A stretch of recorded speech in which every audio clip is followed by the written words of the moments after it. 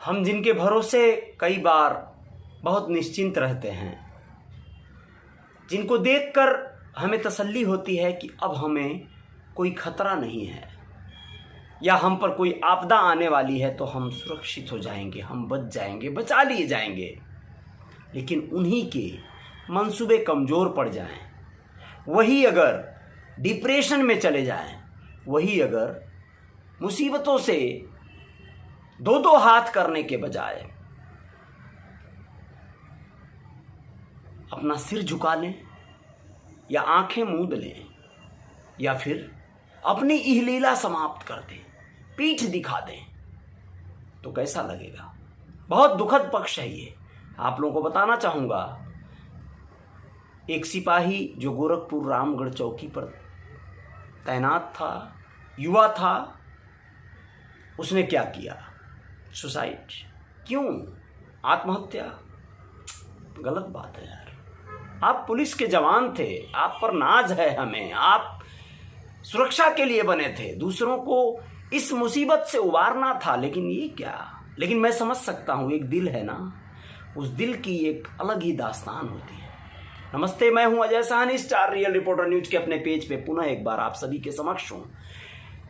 चाहे व्यक्ति आर्मी का जवान हो, चाहे सिपाही हो, नेता हो, अभिनेता हो, कुछ भी हो, लेकिन वो कभी कभी या फिर अक्सर इस दिल के हाथों विवश हो जाता है, मजबूर हो जाता है, और वो वह फैसले ले लेता है जो बहुत सर्व सामान्य लोग ले लिया करते हैं। हम लोग यूं ही कभी कभी तमाम युवक युवतियों को कोसते हैं जो लोग दिल के हाथों मजबूर होते हैं और एक दूसरे को कई बार बेपनाह मोहब्बत करते हैं, एक दूसरे का दिल टूटता है तो झल्ला जाते हैं और फिर ऐसे डिसीजन ले लेते हैं जो बिल्कुल परिवार के लोगों को, रिश्तेदारों को, हम में, आपको, किसी को पसंद नहीं होता है। लेकिन वो कहते हैं ना कि एक दूसरे में खो गए रहते हैं, भूल गए रहते हैं, वो उनकी एक दुनिया हो जाती है, एक अपनी एरिया बना देते हैं वो लोग। अगल बगल से भीड़ गुजर रही होती है लेकिन उन्हें कोई फिक्र नहीं होता है, उन्हें याद होता है अपने उस जिसे वो चाहते हैं उसकी हंसी की खनक, उन्हें याद होता है उसकी वो मीठी बोली, उन्हें याद होता है उसका वादा, उन्हें याद होता है उसका ताना, वो सारी चीज़ें। और फिर वो उन्हें खुशियाँ भी देती है, वो गम भी देती है, इसी के पशोपेश में वो ख़त्म हो जाते हैं कई बार। आप लोगों को बताना चाहूँगा कि उत्तर प्रदेश के गोरखपुर जनपद में रविवार यानी आज सुबह भोर में रामगढ़ ताल जो थाना है वहां पर तैनात सिपाही आसिफ ने फंदे से लटककर मौत को गले लगा लिया। बहुत गलत किया। रविवार सुबह करीब 9 बजे जब वो थाने नहीं पहुंचा तो उनके सहयोगी उनके तलाश में उनके क्वार्टर पहुंच गए।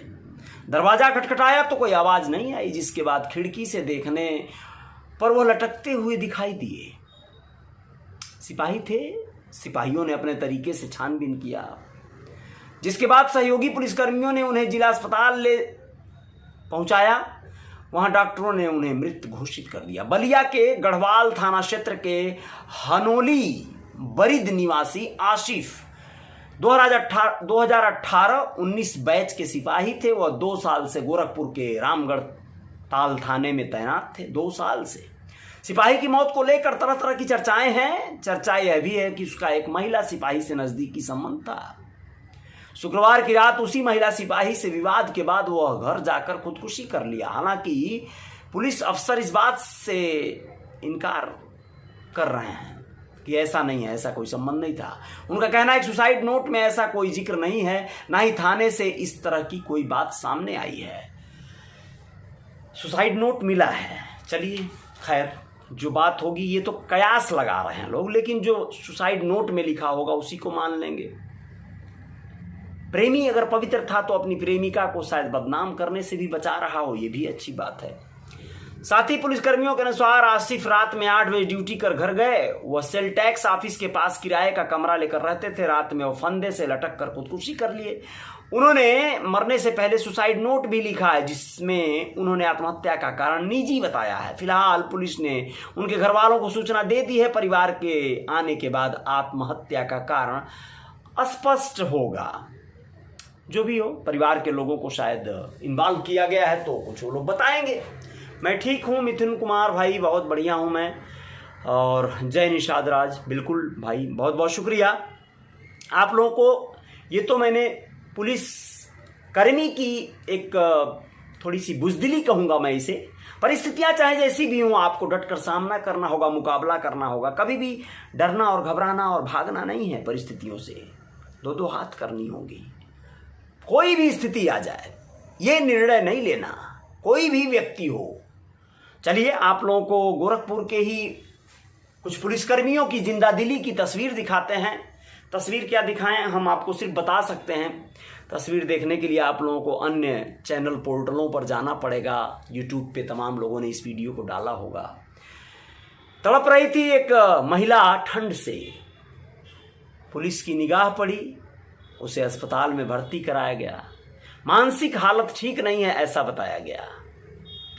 यह बहुत बड़ी बात है। पुलिस जिस सेवा के लिए बनी है, हम लोग बहुत बार ऐसा होता है, सड़क के किनारे बुजुर्ग पड़े रहते हैं, ठिठुर रहे होते हैं, कांप रहे होते हैं, तड़प रहे होते हैं, दवा के अभाव में मर जाते हैं।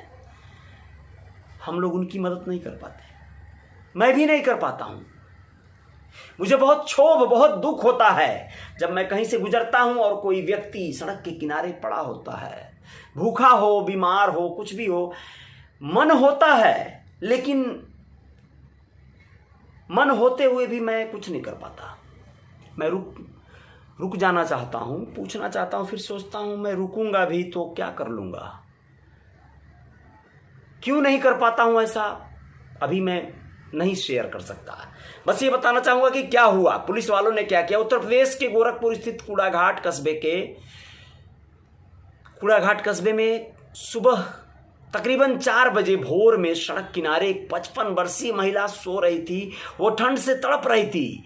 तभी वहां से रात्रि गश्त से लौट रहे कैंट थाने के इंजीनियरिंग कॉलेज चौकी इंचार्ज अमित कुमार चौधरी की नजर उन पर पड़ी। उन्होंने गाड़ी रुकवा कर महिला के पास गए। महिला को तड़पता देख उन्होंने आसपास की महिलाओं को बुलाया और उसे गाड़ी में बिठवाया। इसके बाद पुलिस ने महिला को जिला अस्पताल में इलाज के लिए भर्ती कराया। पुलिस के अनुसार महिला मानसिक रूप से बीमार थी।